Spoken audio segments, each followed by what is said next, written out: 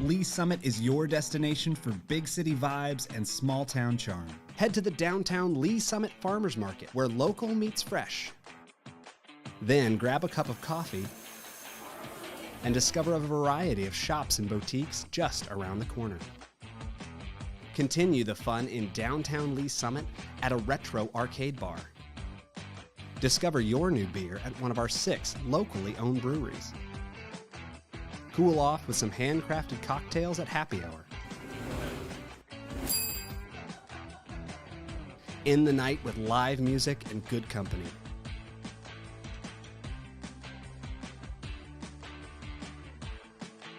Lee Summit, Missouri. Hello, Lee Summit. Here's your flash briefing for the week of April 1st. Starting today, City Hall Plaza and parking on the west side of Southeast Green Street in front of City Hall will close for construction as part of the Downtown Market Plaza project. We appreciate your patience as we work to bring this dynamic project to our downtown.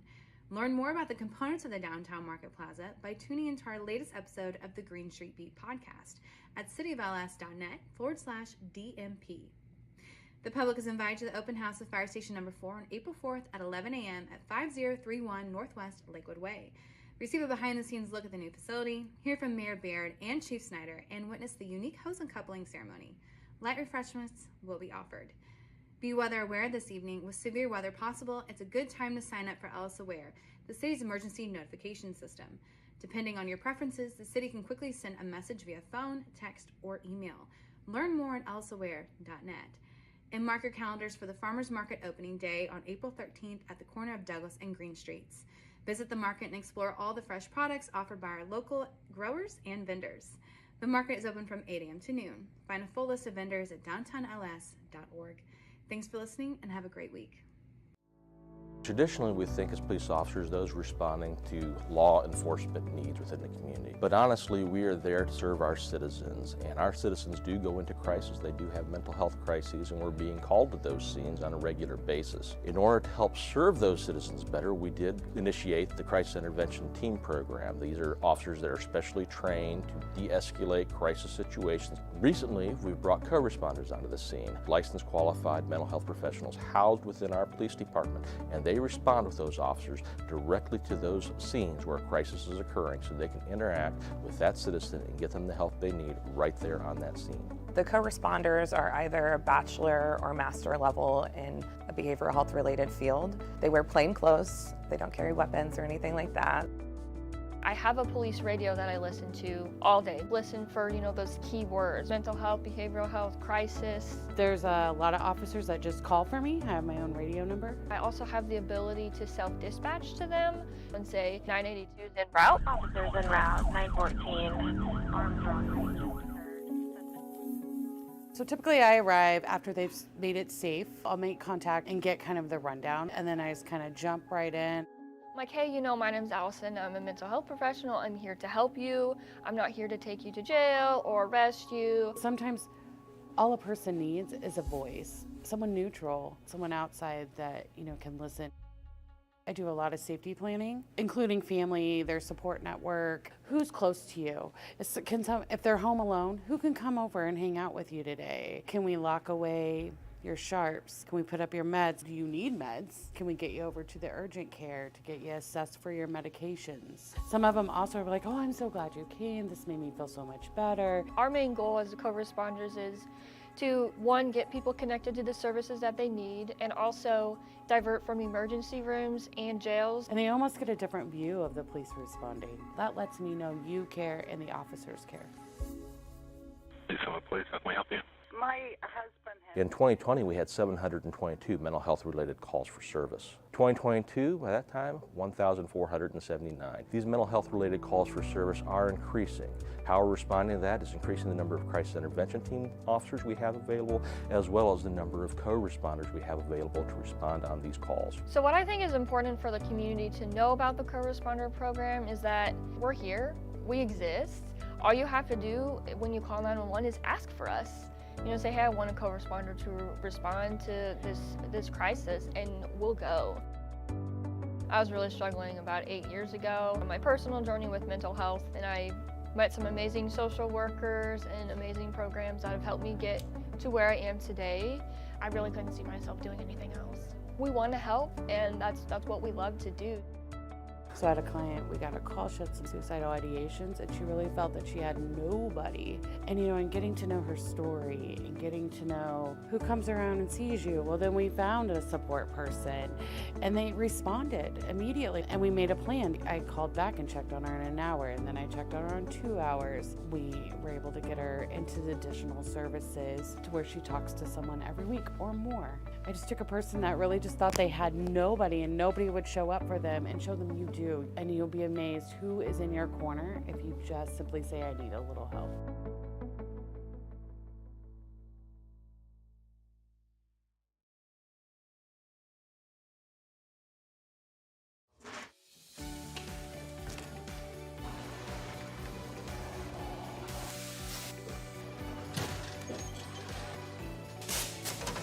Welcome to the Lee Summit Sign Department. We are going to walk you through our process from start to finish. We make signs as needed here. It's not like we just go out into the field and place a speed limit sign here, or no parking here. Our traffic engineers, they go through and they'll do field studies. They'll send us down an engineering work order for us to go out, place new signs or remove signs as needed. Coming from the material, our blanks come in and they're just aluminum blanks. We can put our white, our red, our fluorescent yellow, green, whatever. And basically what it looks like is just that there. Throw it up into the roller.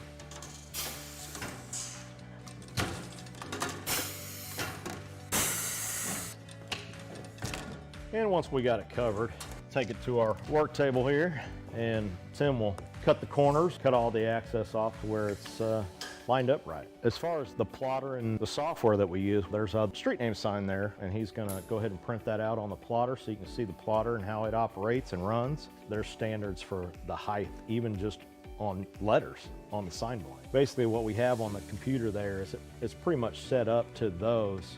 And it goes through, it's got a very small but sharp needle that goes through and cuts everything out, letter by letter. Once that's done cutting, our next stage would be bringing it over here.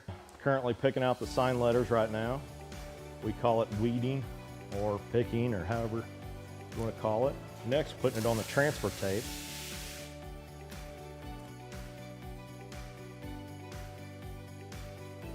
Then after it's taped, we bring it over to the roller. That's where we apply it to the actual sign blank. And we'll roll it through one time just to get the air bubbles out.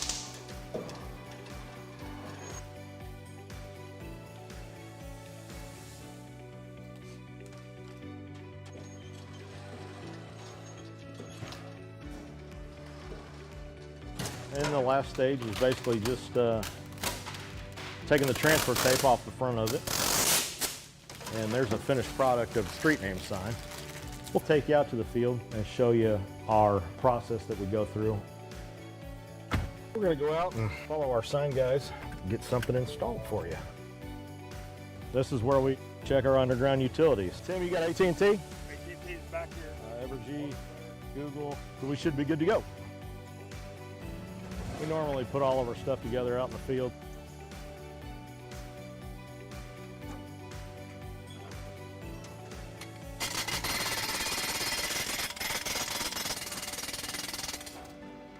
Then once the base is installed, we'll go ahead and put the post in there. We've come up to perfect. And that's how we do it. Simple. Quick. Good questions. Yes, Councilmember Edson. Since this is a cooperative agreement, is this similar to like when we buy things through the market? It'd be similar. We don't buy through them. We moved to Lee Summit right before we had our third child, and we ended up raising all 4 of our children here. And it's been just such a great place to raise kids. Well, I'd been involved in government and politics for a long time, different aspects of it. And then when I was raising my kids, I was very involved in different community organizations and involved with the schools. And as my kids got older, and I saw them and their friends starting to leave the community, I realized that There were some things that needed to be done in order to attract younger people back to Lee Summit, and I wanted to be part of that conversation.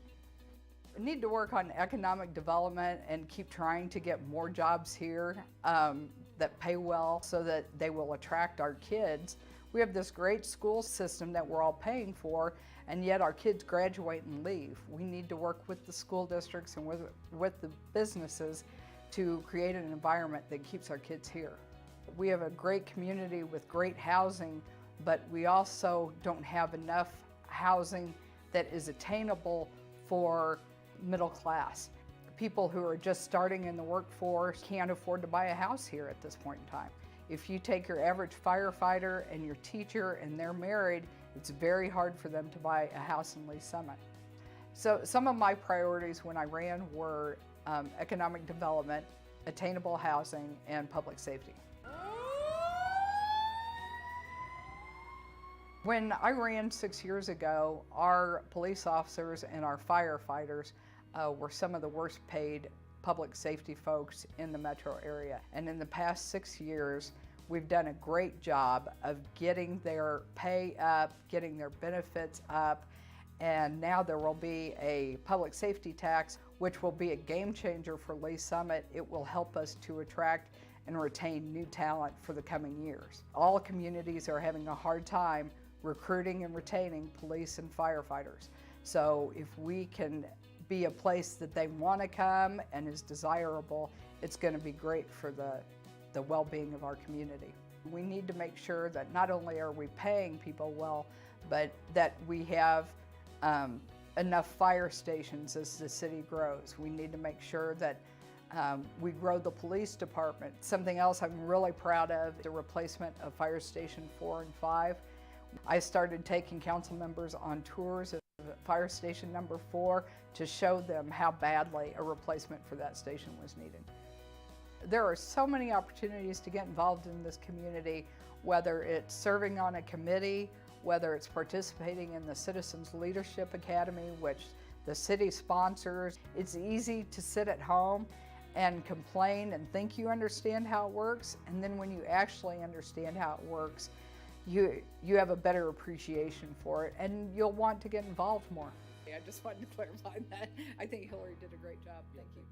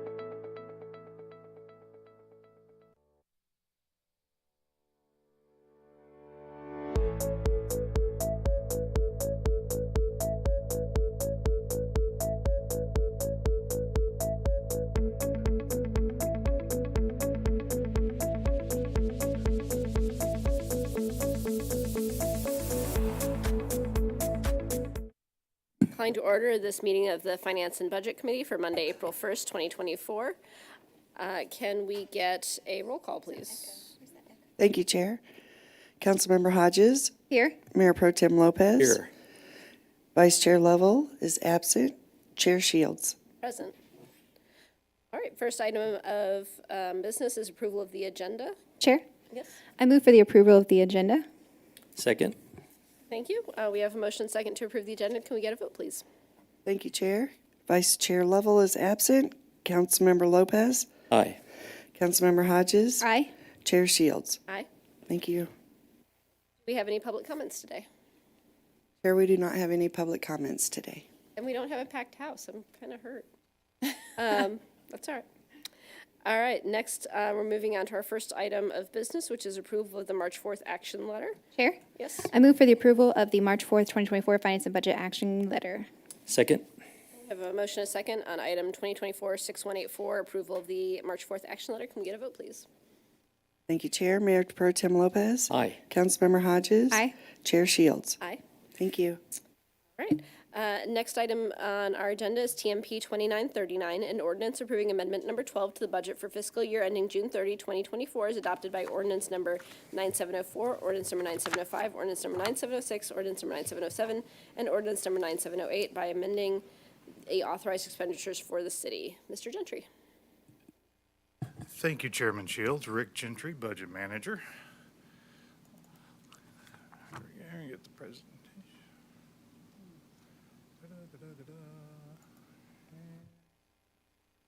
Here we go.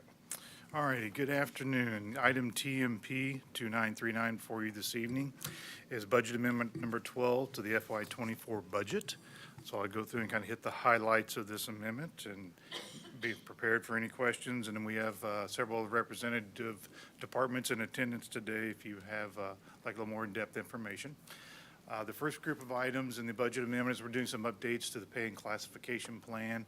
This is getting positions more in alignment to where they should be in the correct family, as referred to them in the pay and class plan, whether they have supervisory responsibilities or not, and making some pay adjustments. So the system analyst position, this is a position no longer supervises, so we're moving it over to the advanced technical pay family.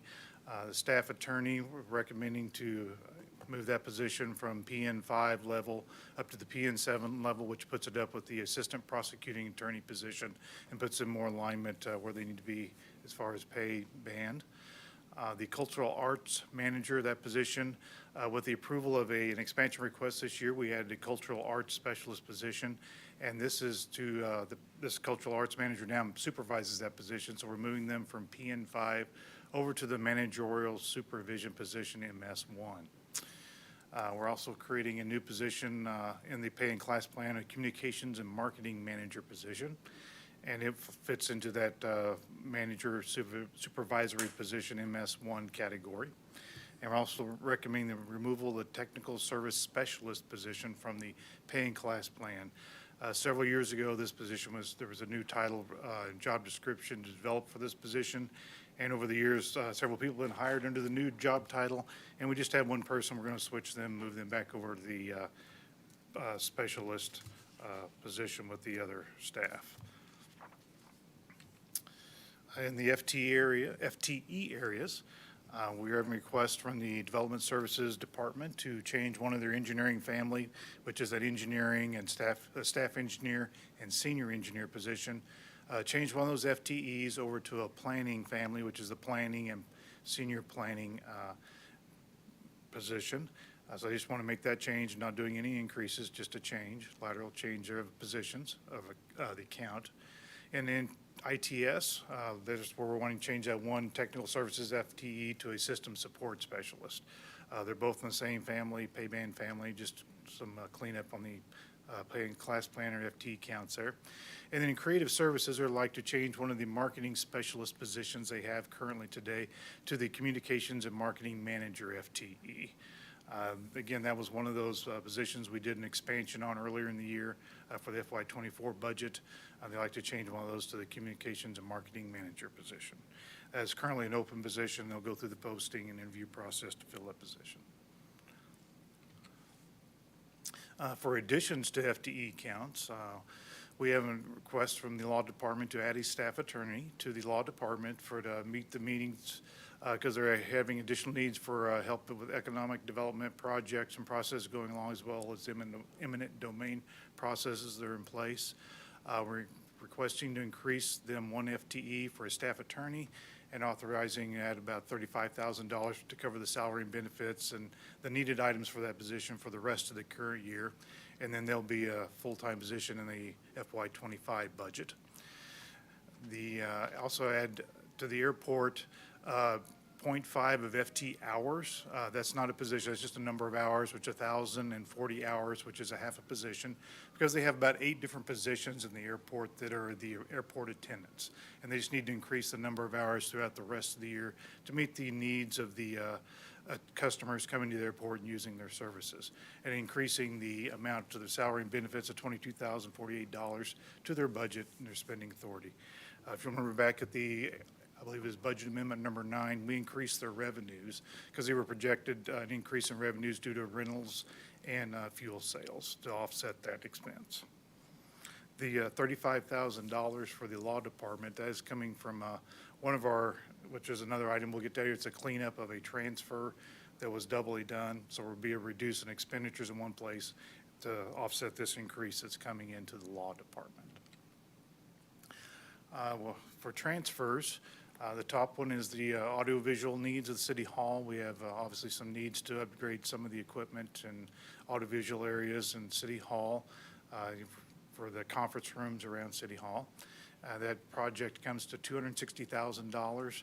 We're using part of this transfer, we'll see down the next item here, and the cleanup to offset that $260,000. So we'll be transferring the money from the general fund to ITS and increasing ITS's spending authority to complete that project, as they'll be able to start, I think they're ready to move forward on Strother. They have the pricing, everything locked in for Strother. The other areas, they need to get some final pricing, get on people's schedule to do that. So that may be a project that will carry on through the spring and summer. The last item there is a budget cleanup item. Part of one of the things we discovered in doing mid-year projections, that there was a transfer amount from the police department to fleet that was put in 2 different places in their budget, and one of the places would happen to be in animal control. So that's the transfer. We're going to be reversing that back from the fleet back to the general fund and reducing the expenditures in fleet and PD, and that's where we'll be obtaining the funds to cover the transfer and the expense for the $260,000 and the $35,000 to law. And it's still reducing our net general fund or our net budget by about $300,000. We have the last change here as redoing or changing a process the way we've done in the past in the FY23 audit. The auditors made a recommendation, and it was processed for the FY23 final expenditures and revenues, was changing the way we are doing, way we're recording some of our revenues and expenditures. This has to deal with our capital projects. So today, Public Works Engineering staff, they work on capital projects, road projects and bridges, various projects around the city that are funded out of the Capital Projects Fund. Well, their time is expensed back to that fund for that project. So what we've done that in the past is we've expensed the project on those Capital Projects Fund as we recorded that as a revenue. Our auditor said it's much better practice to book that as an offset to the expense. So it'll still be an expense to the project, but we're not going to show it as a revenue, but as an offset to that expense. So it's still going to be the same net as we've had in the past. It's going to look differently because what it's doing is reducing our revenues by a little under $2.5 million, $2,450,000 for this year, and it's also reducing the public works expenditures for that much because it's an offset to those expenditures. And we already have the adjustments in place in the FY25 budget. So this will help smooth things out as Mr. Stoyanov, when he does his revenue projections here in a little bit, you'll see that that helps smooth that out so we don't see some peaks and increase there. It's artificial. Is that any questions for any of the items? Sure. Mr. Gentry, so I've sat on this committee for a long time. I don't remember seeing so many, as you put them, transfers, revenue expenditure changes, involving both positions, personnel, and also a lot of equipment. Why were they all put on one ordinance? We combine them to one budget amendment. Right. I've never seen that many items combined into one amendment. Typically, we've just done, in the past, so since we have budget managers, we're obviously monitoring things and bringing things forward as we find them and address them. Some of those in the past, we haven't done as many. We've done about the same number of budget amendments. You're correct. They've usually been, I remember bringing 3 budget amendments to one meeting once last year. So definitely. So we can combine them together since Correct. they're addressing moving different things, and we just combine them together into one amendment. Okay. It's just like a super amendment. It's a super budget amendment, yes. Yeah, I've just never seen that many items in one and involving both, oh, there he is, both personnel type changes and as well as capital and equipment. Yeah, Mayor Pro Tem Mark Dunning, City Manager. I think this one is perhaps a little wider because we just went through mid-year projections, and in doing that, it's a good time halfway through the year to step back and say, what are our urgent organizational needs, if we have any? Look at where we're at with budget from our expenditure perspective as well as revenues halfway through the year. And then, as Mr. Gentry just said, kind of take a look back, and it's almost like doing a whole nother budget process when we do our mid-year projections, because we're looking at where we're at mid-year and then projecting forward. So this budget amendment may feel a little more weight to it than those others, and I think that's a lot of the reason why it's from doing our mid-year projection exercises. Okay, I can appreciate that. Yeah, so just to confirm, there are no, there's no increase in personnel in any of these areas as far as things that were not budgeted previously. Well, there is one increase, the request from law department. That is increasing 1 FTE in the law department, yes. And that was using the money we're transferring back from the fleet, or from the fleet department to offset that, to address the need. Yeah. Okay, that's all the questions I have for now. I did have a couple of questions. So you're talking about the kind of mid-year cleanup. We only have like 3 months left in the fiscal year, right? Is this just because by the time you hit mid-year, you need time to see what actually receipts come in a couple of months to get all that data and analyze it? Yes, that's correct. Yeah, last month, there was one last month, trying to remember which are months here, February. I think February is when we brought the dollars. And this is just more of the cleanup, things that are identified in the process. So yeah, it just takes a little time to work everything through and validate numbers and the data. So we always want to try to make sure we're as accurate as as possibly as we can be. And then I've kind of talked a little bit with Ms. Wortelman about this, but just kind of put it on the record that I think we might want to have a discussion at some point about the paying class plan, and especially when you're doing things like just retitling someone or moving someone from one department to another, but not actually adding FTEs, that maybe there should be a little bit more flexibility to do that without a more formal council process. I'm not going to say that we have to do it one way or the other, but just a discussion we might want to have at some points, kind of putting that out there for thought by the committee.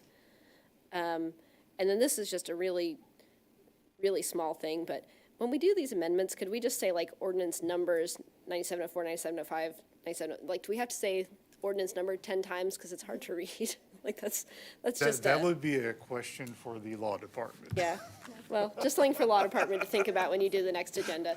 Not a big deal, It's surprising obviously. coming from you.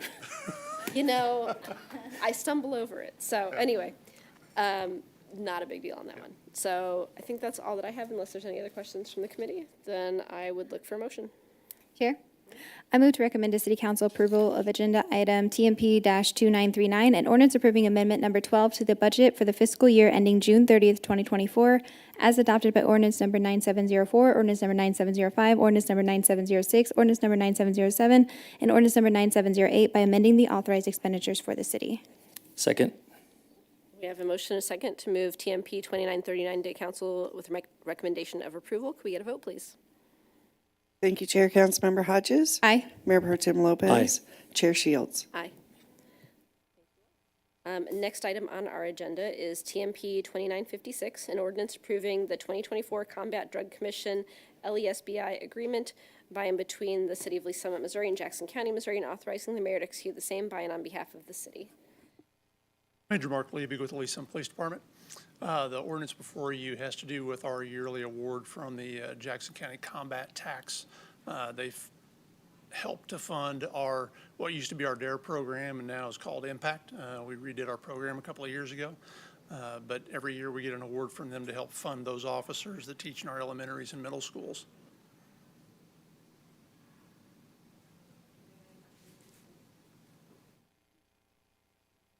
Chair. Work that you're doing. Oh, Yeah. you want me?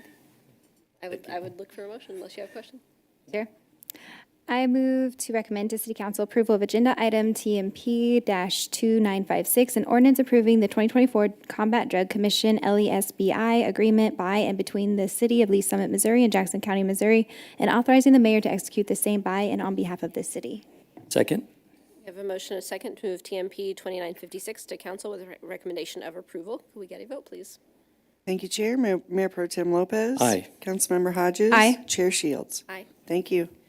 All right, next item on our agenda is TMP 2960, an ordinance authorizing award of bid number 2023-059 for the purchase of a fire station alerting system for use by the fire department to Westnet LLC in the amount of $940,321.14, and authorizing the city manager to enter into an agreement for the same by and on behalf of the city.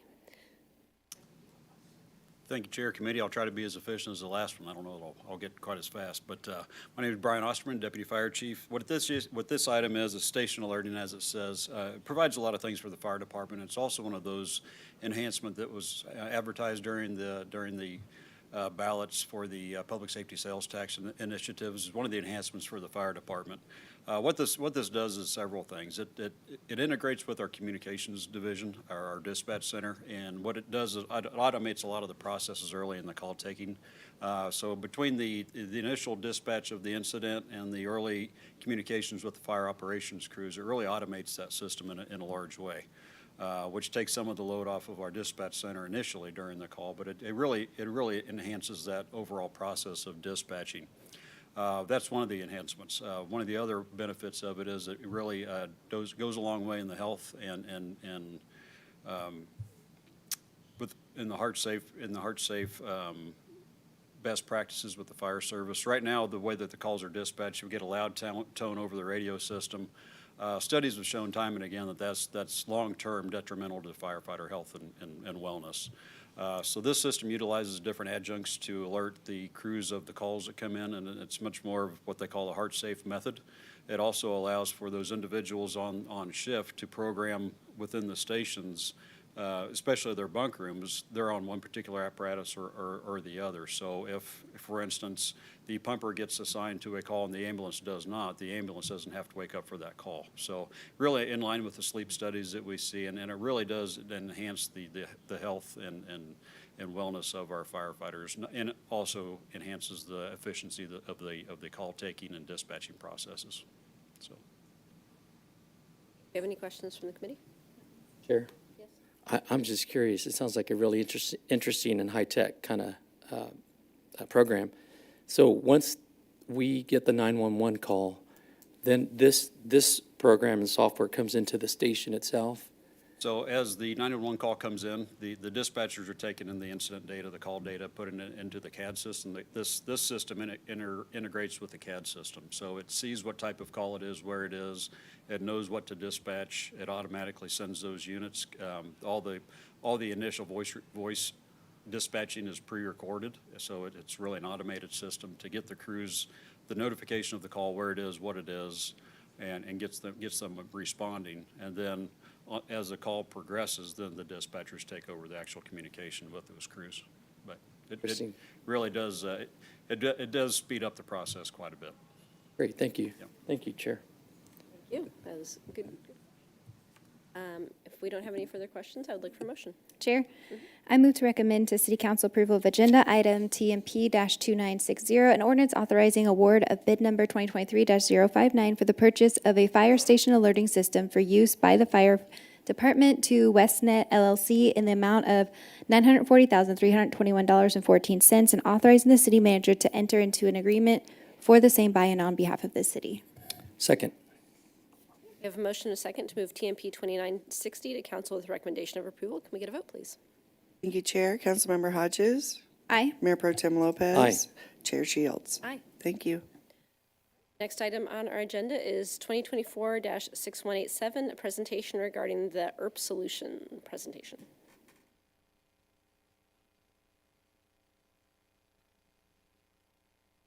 Good afternoon, Chair Shields.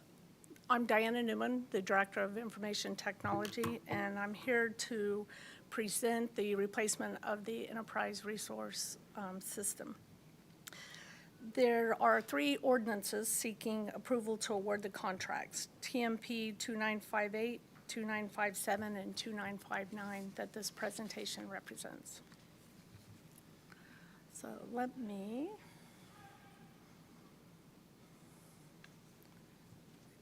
you.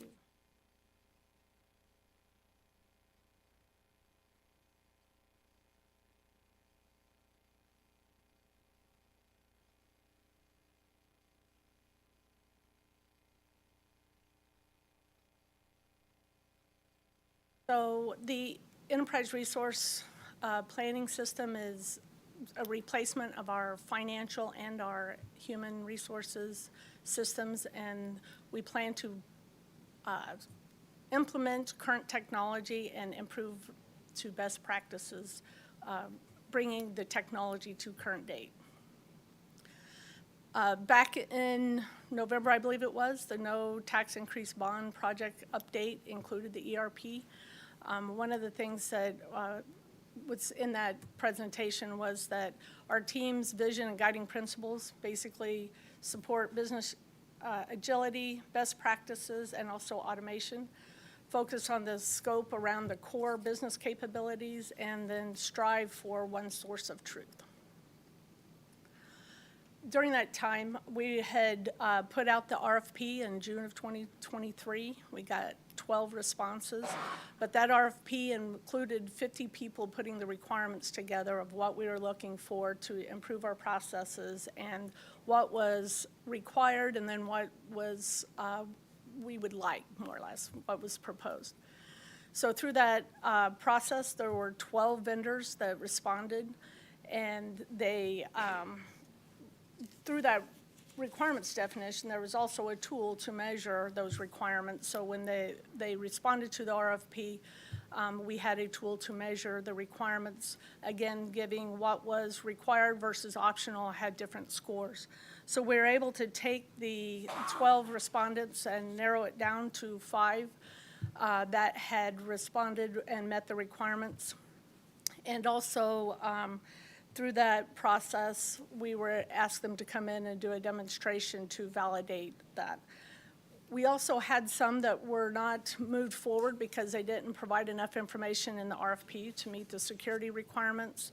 And they also had some that were only providing one module and not necessarily the complete ERP that we were looking for.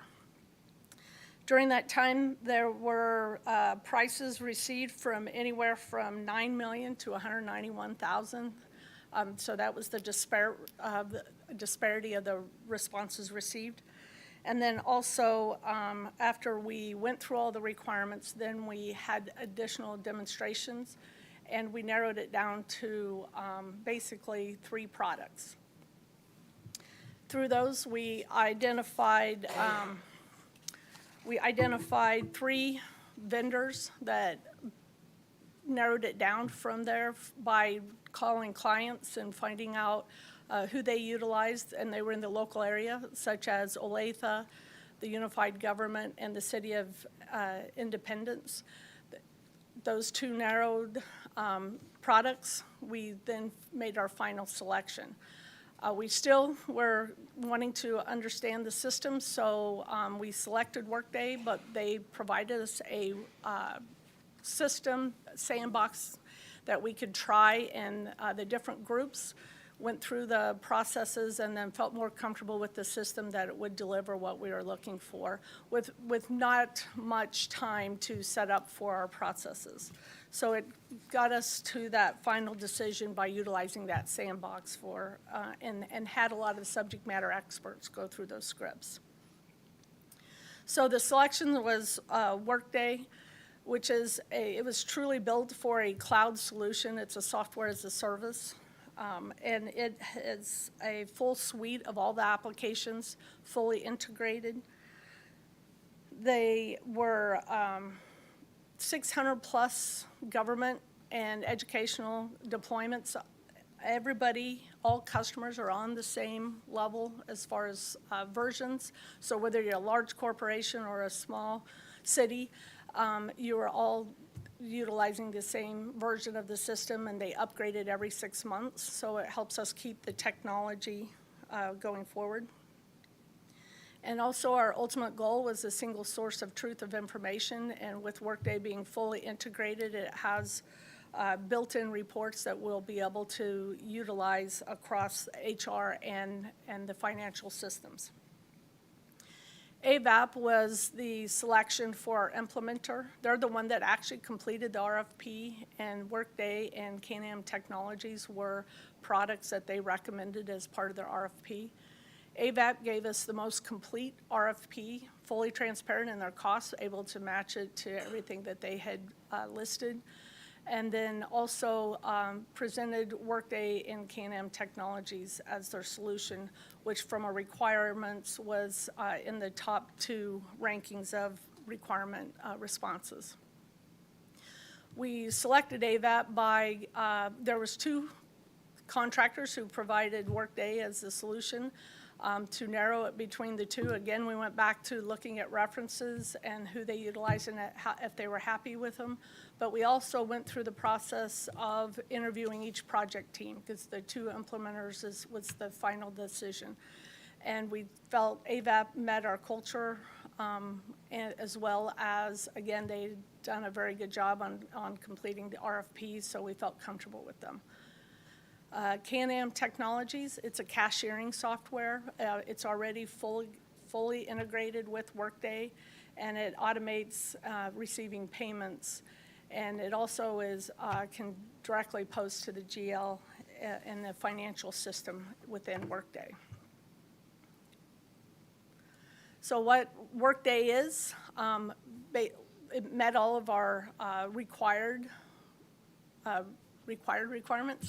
And part of the core HCM is the talent optimization, and the also has Cloud Connect for the benefits, so we'll be able to see additional information, and I'll get into that, or what the employees will be able to see. Payroll fully integrated. Today we have some manual processes outside the system due to the complexity that then we'll bring all within. Learning is done by another application today that we can capitalize on using Workday. Recruiting, time tracking was key in ours because of the public safety scheduling, and the scheduling as they presented has already been improved, and in the new release we'll have advanced scheduling where they are focusing on what's typical for public safety. So improvement by the time we deploy will be there and we were able to see that in the demonstration. Other SKUs in the core financials are grants management, financial planning and budgeting, so we would be able to replace our budgeting system. And then projects, strategic sourcing essentials, which includes contracts, and then expensing modules. One that set them apart is their PRISM, where we indicate one source of truth and have reporting. PRISM allows us to put archive data within and be able to report from Workday, and that way it allows us to meet the reporting requirements or retention requirements of the data, but still give us historical data to present from. And then Pecan was an added module, which was basically intelligent and automated employee engagement platform. It basically gathers information or feedback from your employees and then analyzes it and helps deliver it back to them. So the enhancements we believe we'll get from it is, one is internal controls improved. We have a lot of processes done outside of the system, and then we'll keep all within. And so today we don't have a grants management module implemented, nor a project management from a financial perspective. And then we see some enhancements in procurement with it being fully integrated.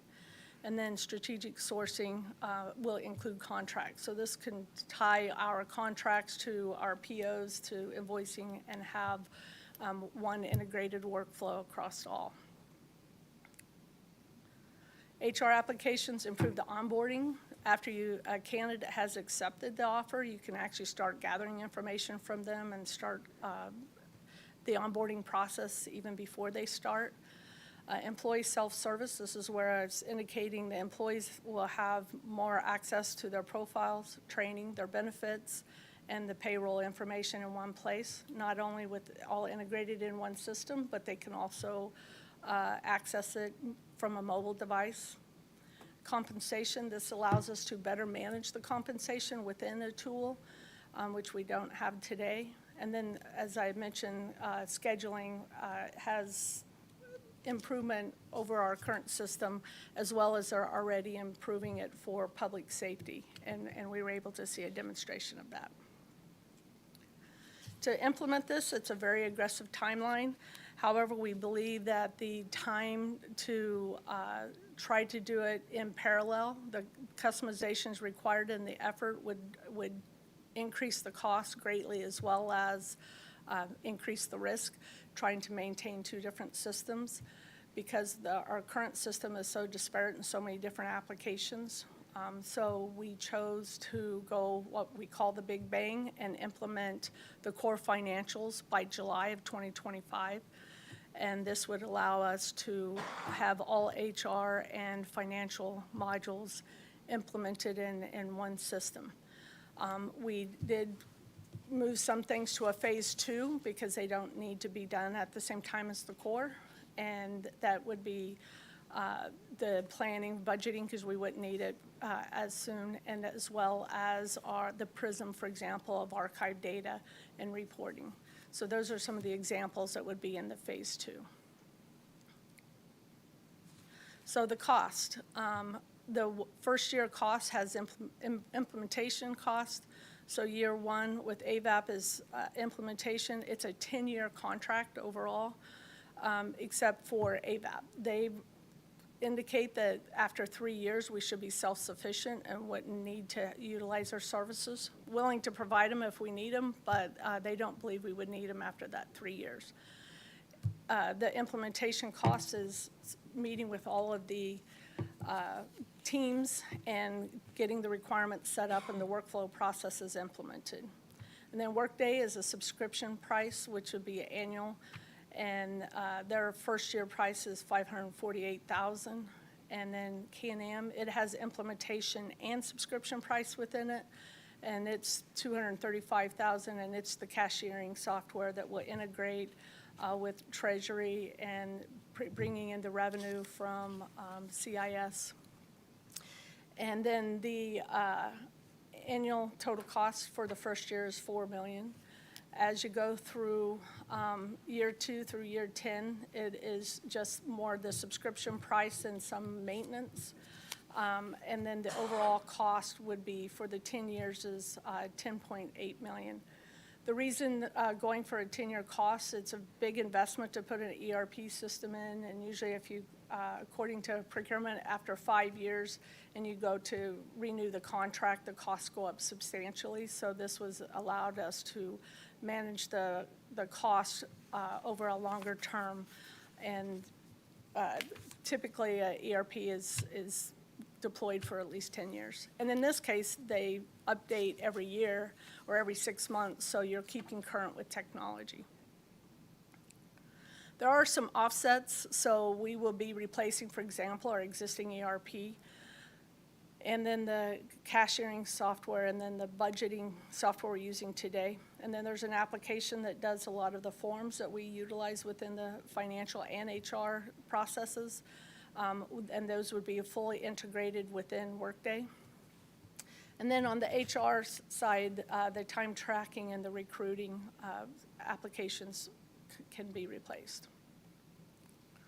So there's about 383,000 in the replacement software per year. As far as the funding, we have, as I mentioned, the NTI bond is 7.463 million, and it was over 5 years. And then there's the enterprise fund that expansion request put in for 650,000 for training, because that bond is only for implementation costs in states it cannot be used for training.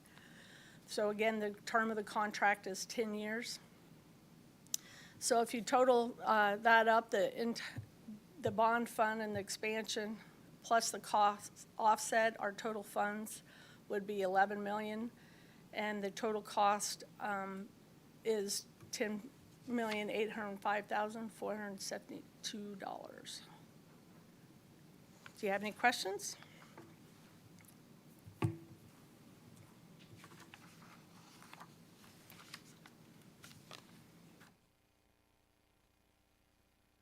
Just the question mode tonight. That's a lot. Got some heavy duty items tonight. So it breaks down to about $1 million a year, a little over $1 million, right? And what does this do from HR? Does this make everything more efficient, I guess, moving forward in all of these areas? More efficient, and we have a lot of manual processes, so there are a lot of people doing spreadsheets and either manually entering the summaries or importing the data into, whether it be the HR system or the financial. It's happening on both. So it definitely help automate and allow staff to work on probably more value-added work versus keep transferring data manually. A lot of work is being done outside of the technology that exists today, and it would fully automate and put workflow and improve internal controls overall. And over that 10-year period, regarding technology, I guess it's cloud-based, and there's a lot of upgrades throughout that 10-year period, I guess, so it won't become obsolete or. Should not, because that's one of the value added is they update every 6 months. Again, they have over, at the time they submitted the RFP, it was over 15,000 deployments, and everybody is on the same version. And they indicate that upgrade, you will always stay current. And for us, it implements the best practices, so as others may be finding ways of doing things more efficient, we get to adopt that work because it's deployed in those updates. And for us, it should not, because it's fully integrated. An upgrade for us today is very resource intensive. This would not be because it's integrated and they do a lot of the heavy lifting. So there is a lot of customer support on their part as well. Yes. I think that's all I have for now, Chair. I have a question. If 10 years is a long time, if industry standards change, I mean, I know you're saying upgrades, or if this company goes out of business, how is that contract structured to deal with something like that? As far as the contract being structured, we have an out on all 3 of the contracts. So we're not tied to the 10 years. The 10 years really was more to lock in the pricing for a longer term pricing schedule, but we still have an out clause in it. And would there be any partial refund of that big upfront cost or anything like that? Or is that just? Probably not, because you'll incur most of that first year, so. And I'm not really sure. I'm just thinking, we're hearing so much about different AI features coming online, so much research going into that right now. If something like that were to become the standard in 5 years, that there's something that's much more competitive than this, is that? Workday actually is putting on a presentation or training here locally across all the governments that are utilizing the application. And part of it is what is AI and how to take advantage of it. The local city governments that we checked on or that have deployed it was Olathe and Unified Government, who have already deployed Workday. So those are ones that would be in that work group or presentation group. So we'll would be able to leverage some of what they have learned and apply it as well. And AI is the subject of that presentation, training, whichever you want to call it. After you're done. Yeah, Chair, thank you. I just, as you're speaking, so I understand exactly, there's going to be 3 different ordinances that we're going to be approving. Correct. And so Workday is the kind of the key kind of operating system. Is that kind of the way to understand it? It's the core of the financial and HR system. Really, it's the main application, and AVAP is actually the implementer of it. So it's Okay. professional services, and then Can-Am is the cashiering. But it is fully integrated with Workday. So. Right, okay. And each one, AVAP and Can-Am are separate entities? Correct. Not connected to Workday? Correct. Okay. Okay, that answers my questions. Thank you. I don't think we have any additional questions then. Thank you. Then the next item, the next 3 items will be related to this presentation we just saw. So next is TMP 2958, an ordinance approving the award of contract number 2024-0052 to facilitate the implementation of the Workday Enterprise Resource Program and Human Capital Management Solution to AVAP USA LLC, and authorizing the city manager to execute the same for the city. Are we having any particular presentation, or just you've already gone through it on the previous presentation? No, we don't have any additional presentations, just Diana did a great job on the presentation there. So the next 3 items are the contracts for AVAB, Can-Am, and Workdays for those solutions for each separate contract. So.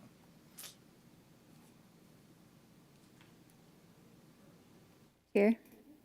I move to recommend to City Council approval of agenda item number TMP-2958, an ordinance approving the award of contract number 2024-005-2 to facilitate the implementation of the Workday Enterprise Resource Program and Human Capital Management Solution to AVAP USA LLC, and authorizing the city manager to execute the same for the city. Second? We have a motion and a second to move TMP 2958 to City Council for recommendation of approval. Can we get a vote, please? Thank you, Chair. Mayor Pro Tem Lopez. Aye. Councilmember Hodges. Aye. Chair Shields. Aye. Thank you. Next item on the agenda is TMP 2957, an ordinance approving the award of contract number 2024-0053 to provide the installation, training, and integration of the cashiering functions with the Workday Enterprise Resource Program to Can-Am Technologies, Inc., and authorizing the city manager to execute the same for the city. I don't believe we're going to have a further presentation as we just discussed. I would look for a motion unless there are any questions. Chair. I move to recommend to City Council approval of agenda item TMP-2957, an ordinance approving the award of contract number 2024-005-3 to provide the installation, training, and integration of the cashiering functions with the Workday Enterprise Resource Program to Can-Am Technologies Incorporated, and authorizing the city manager to execute the same for the city. Second?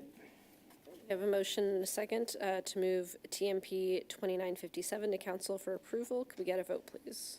Thank you, Chair. Councilmember Hodges. Aye. Mayor Pro Tem Lopez. Aye. Chair Shields. Aye. Thank you. Next, we're on 2959 now, right? Okay. Get lost in the middle there.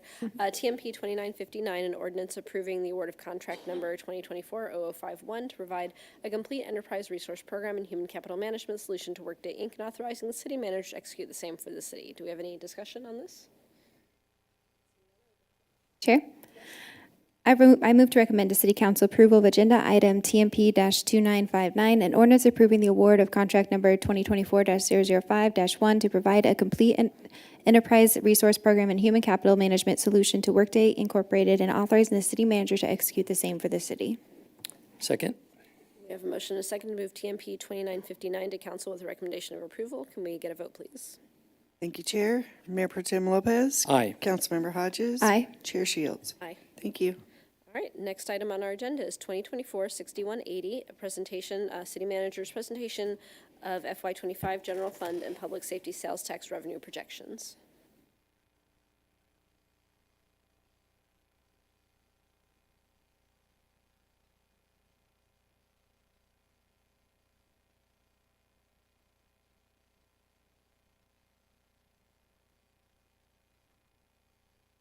Good afternoon, Eric Stoyanov, Budget Manager. As part of our annual budget process, we go through and project out our revenues, and so for this presentation, we'll be focusing on the general fund and the public safety sales tax fund. So just kind of setting the scene, talk about the revenue sources that make up the general fund first, then move on to kind of those tax projections, the bigger areas for us, then the other revenues like licenses and permits. Finish up showing the general fund revenue projections and how they compare to where we project to end this year. And then we'll wrap up with public safety sales tax revenue projections. And so just before we get into a general look at the general fund revenue sources, as you can see, property tax is by far our largest revenue source at 31%, with sales tax at 29%. So those two combined make up 60% of our revenues. Other revenues are those licenses and permits, fines and forfeitures, makes up another 20%. Franchise, that's the electric, cable, things of that nature, and then followed up by motor vehicle sales or motor vehicle taxes. And then that tiny sliver is the other tax, that's cigarette tax and intangible tax. And so we've shown this slide before, but thought it would just be helpful as we frame this conversation, just the modernization of our revenue sources. So 2020 was when the use tax was approved. 2021 was when the debt levy was reallocated, the 10% transfer from debt levy to general operating fund. 2022 was the public safety sales tax, and then 2023 was the approval of that 3% additional tax on non-medical marijuana. And so our first big category is obviously property tax. So this is made up of Jackson County, Cass County. Replacement tax is on that manufacturer exempt, and then pilots are those payments in lieu of taxes. So we receive revenue from that from Chapter 100 projects. And so for the 2025 budget, we're going with about a 3% increase in that overall. In the past 8 years, we've only been below that 3% number once. I know we're working on our tax levy calculation right now. They put it in about 3.4% for CPI allowance. So this number could still be refined a little bit, but right now we feel pretty comfortable with that 3% growth number for the 2025 budget. And then this is just a visual. You can see kind of when that debt levy reallocation took place and how it's really helped our property tax category grow. Jackson County by far is the biggest driver in this category. Replacement tax is another pretty solid one for us, but that reallocation has really helped enhance the revenue available for the general fund. So sales tax is our second biggest category. Sales tax overall for us, it's actually it's still increasing, but the growth is kind of starting to go down compared to what it was in previous years. Right now, we're about 1.5% growth year to date. And this number for the FY25 budget also includes that marijuana tax. Since we only have 3 dispensaries, we can't list that out separately, so we include it in the sales tax number. So that's why that 2025 budget looks a little bit bigger. Overall, projecting about 2.5% growth for sales tax, and then again, it looks a little bit higher than that just because of the marijuana inclusion in there. EATs are the economic activity taxes that we pay out as part of those incentive agreements, have that going up about 3%. And then use tax is the trickiest one of the 3. We only have very limited data on use tax since it's so new. Last year in FY23, it grew about 3%. Year to date, it's at about 42%. So I will say we are being a little conservative in the FY25 budget. We've gone with the 3% number just because it's swung so wildly from year to year. It's kind of hard to get a true read on this one at the moment. But I will also add that we're doing a much closer job, especially in the sales tax category. We monitor this one closely on a month-to-month basis to see first signs of any trends going down or up. And then we're able to adjust whether that is cutting back our expenditures or maybe finding resources that we didn't approve in the initial budget that we can maybe go forward with if those revenues do come in higher than what we're projecting. So overall, as a category, sales tax is just under 4% growth. A large part of that is that marijuana tax being included in the FY25 budget. And then just a visual here again, You can see the use tax has really helped drive the growth in this category in the past few years. Sales tax is still growing, it's just not growing as highly. It's about, like I said, just 1.5%, where last year and the year before we were seeing like 5 and 6% growth rates. So franchise tax, this category is made up of natural gas, telephone, electric, and cable. Natural gas, it seems like it's kind of come back down to earth a little bit. The past few years, we had all of those rate increases with Spire, and it caused our natural gas to climb like 30% plus year over year. This year, we're back to around 4.5%, 5% growth level. So for 2025, we're moving in that 4.5% growth is what we're expecting there. Telephone, it's one of those that's consistently gone down. We actually upped our projection, though, because it hasn't gone down as dramatically as we initially expected it to go. So it's holding on a little bit better than we initially anticipated, but FY25 budget, it is going down again, continuing that trend. Electric is a little bit of a wild card in this because of the new Evergy rate plans. I know Evergy says 70% of Missourians will save on this new rate plan. I don't know, but so far, it was implemented in October. We've had really mixed results with it. We've had a few up months, a few down months year over year. So it's kind of one of those wait and see. So we've been fairly conservative with our FY25. But again, one of those we'll continue to monitor. And when we'll really start seeing the impact is when the summer months come in the coming months. Winter is always a little bit down on the electric. And then cable, kind of the same story as telephone. It's just been steadily decreasing. We lost Google Fiber a few years ago and thought that that would hurt us a little bit more. Now I feel like we have a pretty good base built into this category. So we have it right at that 700,000 level.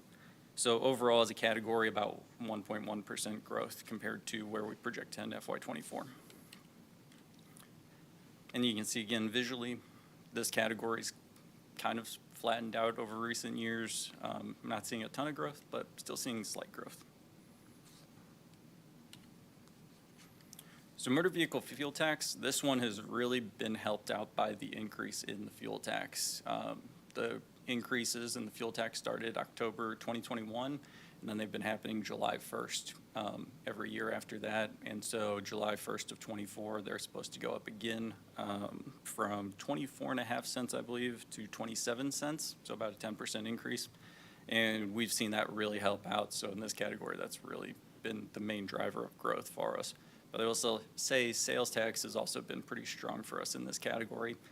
License kind of fluctuates year to year, so with that one, we're keeping it relatively flat going into 2025. But as a category, about 5.9% growth, largely fueled by that fuel tax increase, that we have about 7.3% growth. And again, visually, you can really see when that fuel tax started to increase steadily, and that's just really helped us overall in this category. Other taxes, that's just the cigarette tax and the intangible tax. The intangible tax is the financial institution tax. So it's things like bank deposits and such. It's kind of a hard one to predict, and it's fluctuated wildly. Like you see in 2022 is 90,000, then in 24 it's at 35,000. So we've gone on the low end just to be on the safe side because there's really, from what we've tried, no rhyme or reason for the increases or decreases. There's no good theme to that one. Cigarette tax, kind of like cable and telephone, has been steadily decreasing. So expecting a drop of about 10% in that category. So that wraps up the taxes aspect. I guess any questions on the taxes portion before we jump into the other revenues? All right. So other revenues, total fines and forfeitures, we've seen really strong growth actually this year. So things like minor traffic, inmate security details come in stronger than we expected. So we expect that growth to continue into next year. I think about 2.6% growth there. Licenses and permits, don't expect a ton of growth from the projection to FY25, but it has grown substantially from where we started FY24. We expected some pretty dramatic drops in licenses and permits, and it's come in much stronger than projected this year, and so we expect 2025 to kind of stay in line with that. Intergovernmental, those are things like grants and school resource officers and things of that nature. Charges for service, we have that one staying relatively flat. Material and fuel sales, pretty flat. Investment earnings, we have them jumping just slightly, just with most of our portfolio turning over to having higher investments, and then if rates do decline, we could see good mark-to-market changes. Total other, Rick had mentioned this in his budget amendment, but this is where that capital project reimbursement was parked. And so you could see in 2022, it's that $3.5 million, and then this year it's that 1.2. So that's the reason for the dramatic drop, is that that capital project reimbursement is no longer being treated as a revenue, but a expense offset. So Public Works is looking great in their budget process this year. So, total sale of property, we don't expect any at this point for FY25. And then transfers in, those are things like G&A. And so overall, these other revenue sources, we have it growing about 1.6 from where we project to end FY24. And so this shows just the change in the general fund revenue. So as I mentioned, that property tax overall change compared to our FY24 projections is about 3%. Sales tax just under 4%. Franchise, just slight growth. Motor vehicle tax really propelled up by that fuel tax at 6% growth. And then other tax we expect to drop slightly, but it's a very minor category.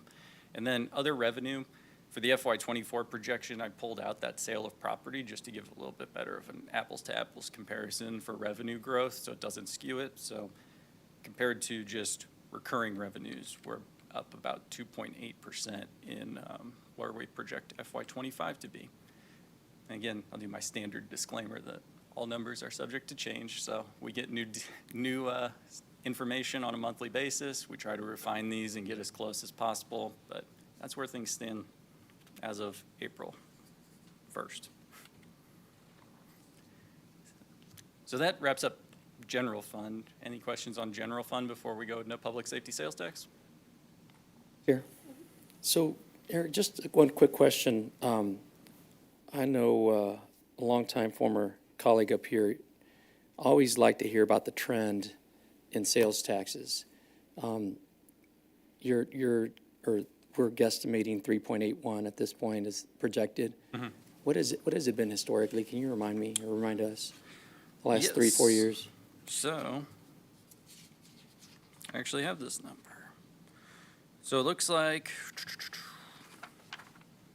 sales tax, I have it going back to 2017. So it's been 3% year over year, 3%, 5%, negative 1%, 8%, and then 2022-23 was 12% and 3%, and then year to date is 1.6% on sales tax alone. Right. So, yeah, and I know Is that a printout that you have that you could throw up on the projector, or it's is a it very just your notes? sloppily written handwriting note. I won't make you show it. Yes. It's easier to see sometimes, but I won't. Yes, I kind of make you. anticipated that question. I probably should have made it a little cleaner, but yes. Ms. Mortimer always had that for us. Reading our minds is enough. You don't have Yeah. to also make it beautiful. So yes, some of that I think is, I don't know, you hear the CEOs of Target and Walmart saying that discretionary spending is softening a little bit now, and that I know credit card debt has hit some milestones, and so it seems like consumers are stretched a little bit. So I don't know how much that has to play, and how much is the shift to online sales that's impacting use tax growing substantially. But because we can see that use tax is obviously growing, but it's hard to know if it's just all shifting or if it's kind of aggregate growing. Right. But yeah, there's definitely something going on there with Yeah. use and sales. Okay, all right, thank you. Thank you, Thank you, Chair.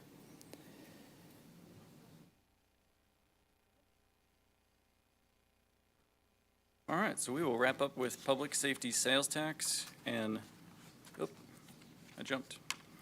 So this one is relatively straightforward because it's only the sales and the use tax, and it's only been around for a little bit. But the sales tax, we've kind of seen similar trends with sales tax and public safety sales tax. It's a little lighter than what we initially budgeted, but again, we're seeing good growth in the use tax category, and so we expect that to continue for FY25. And again, another number is the use tax that we'll be keeping a very close eye on as we monitor FY25 projections, because it's 3% is probably conservative, so we're just keeping a close eye. But that is where we ended in FY23, and I know still got scar tissue from FY23 because we were looking great, and then we just ended the year on just huge negatives. And so you never want to get overly excited, even if we're at 40% growth year to date. And so the total for this, we're expecting about 3% growth. Oh, and then any questions on public safety sales tax?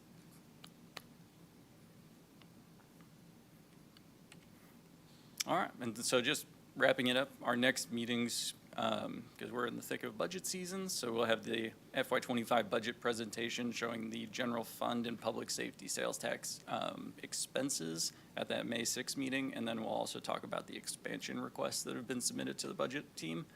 And again, we have some placeholder meetings, but these are the ones that are actually scheduled at this point. But June 3rd, we'll do an FY25 presentation of all funds, and then June 11th is when we'll do the public hearing on the budget and the first reading of the ordinances, and then just a few placeholders in those months, obviously, in case we need to meet more.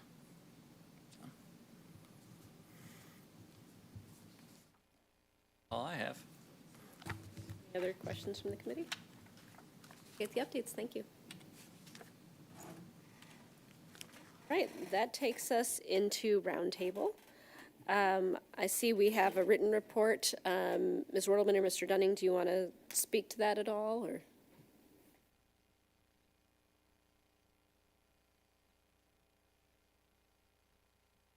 Thank you, Chair Shields. Mark Dunning, City Manager. I thought it'd be helpful just to provide a written report and maybe recap this unallocated general fund reserve discussion that we've been having. I know we had a special finance and budget meeting on February 16th in which we started in on ideas and recommendations that I, as the City Manager, brought forward.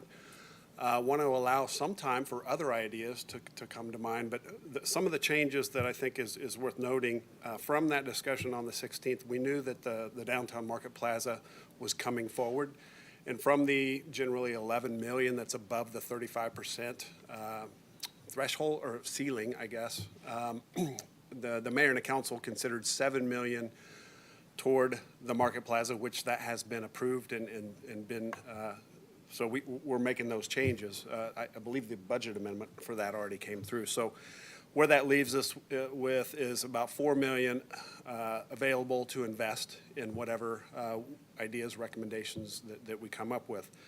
I can tell you that the previous budget amendment you did this evening, we took the audio visual off of the general fund reserve discussion, and we're doing that through these mid-year adjustments. So here we are carving away at some of these ideas and recommendations that have been identified and brought forward. I will note, since that February 16th meeting, did have one additional idea that I put in the packet, and that's sidewalk gap funding, to consider funding towards that. So I did include that. As I receive any other ideas and recommendations, I will continue to update that, and thank you, Councilmember Shields, for putting together that spreadsheet. That's a helpful tool, and I'll continue to plug those into the packet. Real quick, some of the bigger items that are in there are equipment replacement programs. We're currently going through that audit, and I have a meeting scheduled for April 17th, which I'll get an update on where we're at with that audit. None of these other ideas or recommendations. I think about the ERPs, the Equipment Replacement Program. I think about, there's a notion about how can we do better with security for downtown events and things of that nature. These other recommendations, there's no urgency to them, I would say. So I think about the Browning property too, and potential opportunities there. So my hope is we continue to get smarter on those. I hope that we'll, through the ERPS audit, we'll kind of understand what it might take to shore up those replacement programs.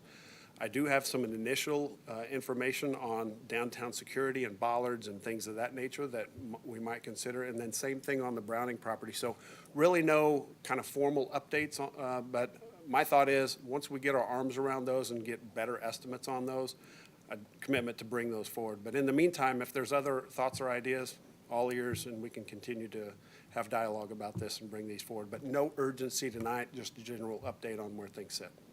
Thank you, Mr. Dunning. I appreciate you including that, and I hope council members will continue kind of thinking about this, thinking about priorities for the city, for their districts, and is emailing you any suggestions. Is that a good way to Yeah, get them yeah. percolating in the process? Yep, Okay. that works great. Is there any other staff roundtable? Do you have any roundtable from the committee?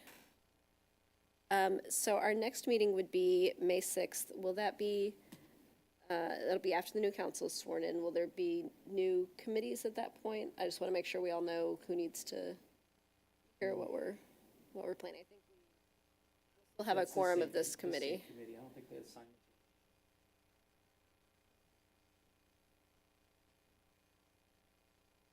Or June, I'm sorry, June, and not January. I think that's the last meeting with this. We'll still have quorums. Since Correct. Only our alternate is Correct. in council. Yeah, so our committee will stay intact. Did I get that right? So is that the plan? The current committee as it sits would meet in May, and then in June, the new assignments? Yeah, that's traditionally how it's been done, is the finance committee would stay in place. Fine with me. I just wanted to make sure before I tell everybody, show up here on May 6th. Just make Yeah, That's my understanding. Maybe we need to double check. Yeah, I know the mayor, per the charter, there's a certain time frame in which the mayor appoints the mayor pro tem, and then we go through the committee process. And I want to say it's end of this month, maybe, that the mayor appoints the mayor pro tem, and then we go right into discussing the committees. Right. So I think technically this committee will be intact. Okay, that all sounds fine to me. If anything changes, I'm sure staff will let me know or let the members of the committee know if we need to change anything. But as of now, we're planning to meet Monday, May 6th, 4 p.m. here. Adjourn at 5:07 p.m. Thank you.